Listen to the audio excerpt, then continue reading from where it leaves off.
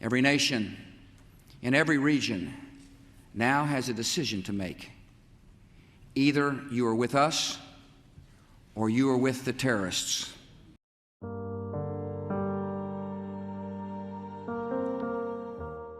If the government could find out key information about terrorist attacks, murders, and other heinous crimes through torture during interrogation, would the victims' rights still apply, or are they no longer considered humans? Or is it even still considered torture? Or instead, is it considered enhanced interrogation? When the country hates someone so much and has so much against them, it takes years for them to gain their respect back. Jesselyn Raddack had to do just that. Jesselyn Alicia Raddack was born on December 12, 1970. She lived in Washington, D.C. for most of her life.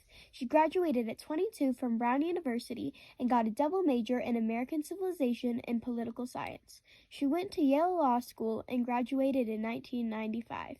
After graduation, she got a job at the Department of Justice, which was one of her dream jobs at the time. On September 11, 2001, there was a terrorist attack that killed roughly 3,000 people. Hijacked planes targeted places all around America with the intent to kill. Planes headed towards New York and Washington, D.C.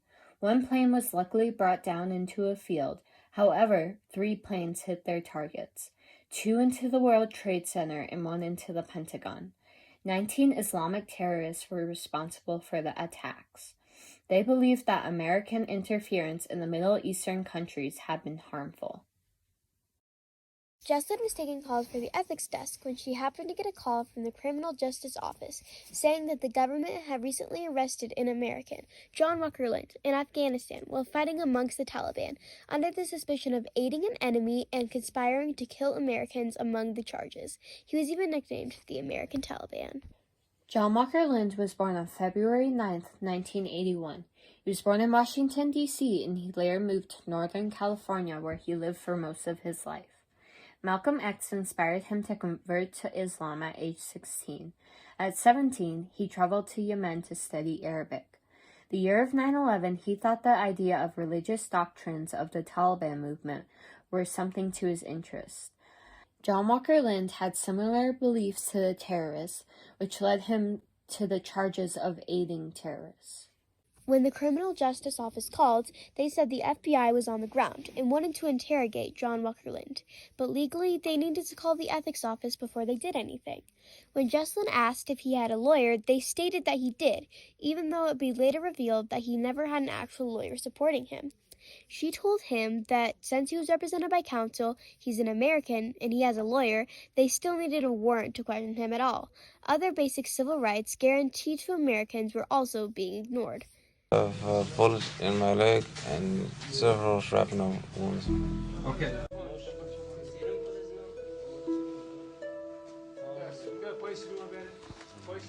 You have a slight accent. Very good. I haven't spoken English with native speakers in several months. I've been speaking Arabic. 3 days later, they called Jesselyn again and told her that they interrogated him anyway, completely disregarding her advice. In response to their actions, she told them that they couldn't publicly announce this no matter what, especially since it was a high-profile case. She thought that if people found out about what was going on, that America would most likely be outraged at his treatment. The government was being completely unethical, but why? Why did they want to hurt someone so much to such an extent and make them suffer so much? The real question is, why does the government do things to make their own citizens hate them and not put their trust in them? Is it to prove a point, or is it because they have so much power they need to prove that they're always right? The government tries to change all of our opinions to make them look like they did nothing wrong, leaving citizens unsure who to believe. Some might say that this tactic the government uses is unethical, which is exactly what Jesselyn tried to change. A month later, John Ashcroft, who was the Attorney General, gave a press conference speech on how they were going to press criminal charges against John Walker Lindh, even though Jesselyn specifically said otherwise. When asked if John would have a lawyer with him, they said that he had no specified lawyer with him. Hearing this news, Jesselyn knew that they were originally lying to her during their first calls. After the press conference, John Ashcroft felt as if he was on top of the world, even though he had just pressed charges against a man for terrorism that may have been exaggerated.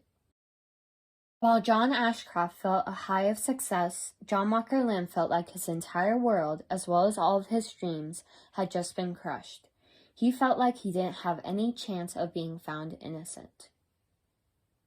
This is when Jesselyn saw that people of different religions who didn't identify as Christians, like Muslims, were being convicted of crimes before they got to go to court. She knew that if she spoke up for him, it would cause a lot of hate towards herself. She knew that she'd had to do something about this, so she took that risk. A short while after these calls, pictures were found of John Walker Lynn naked and bound to a board, with duct tape all over his eyes and body, and with insults written on his forehead. Even though the government still claimed to be ethical with their interrogation methods, it was clear to anyone who saw the photos that he was in fact being tortured. After the pictures were released, Jesselyn sought justice and went to his trial as well as news stations, explaining what had happened and what the government had done. She then got a message from the lead prosecutor on the case asking for confirmation regarding the 2 emails she sent about the file. Jesselyn knew that she sent at least 10 emails, and they had all mysteriously vanished. She realized that not only the government but her job were both trying to cover up her attempt to defend John Walker Lynn. She contacted the IT department asking if they would be able to see and retrieve recently sent emails, and they were able to recover 14 emails. She made sure to print them in case they wouldn't mysteriously go missing again. She ended up resigning from her job soon after. Once the criminal case ended on September 11th, ironically, of 2003, it ended with no charges being brought. Shortly after, Jesselyn got a job with a private firm. She mailed out the printed emails and she felt a huge weight had just been lifted off her shoulders. And yet, unbeknownst to her, she had just become a villain in the eyes of America. The government even tried to convince her new job that she was a criminal prone to stealing files. Because of them, she was laid off and put on a no-flight list. It was all over the news about how she was a bad American, a liar, and worst of all, a traitor. However, she kept on. She was so close to success, but she couldn't get to that point just yet. This put her under spectacular stress. Jesselyn knew that she did nothing wrong, but she still had to hire lawyers and attorneys just to protect herself legally. She was told that day that they were going to come to her house and arrest her in front of her kids and neighbors. The stress was so great that after that night, she had a miscarriage. All of this hate directed towards Jesselyn continued for weeks, leaving Jesselyn angry enough to devote her life to representing all of whistleblowing. She reached out to a bunch of powerful whistleblowers, causing more whistleblowers to be on her side in this debate, leading to more citizens being with her. Eventually, after years of being on the news and fighting for her rights, she finally got the respect she needed ever since the day she first got that call. The terminology whistleblower came from law enforcement officials in the 1800s because they used whistles to report cases and to contact the police. Nowadays, there are actual professionals who do this.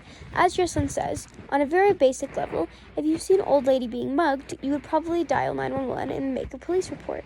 Well, that's whistleblowing.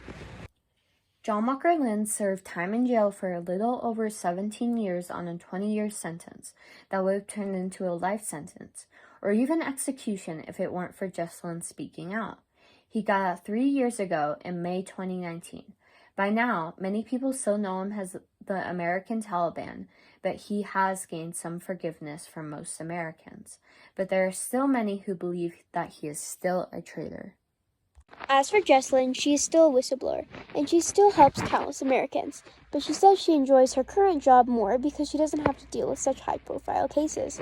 This case has inspired many cases similar to this to handle it more responsibly, with lawyers and attorneys, for example. Jesselyn taught both the government and America just how important it is not to lie, and how important it is to honor the rights of an American citizen even if the person is proven to be guilty. Without her speaking up, might have inspired John Walker Lynn for fighting for the enemy.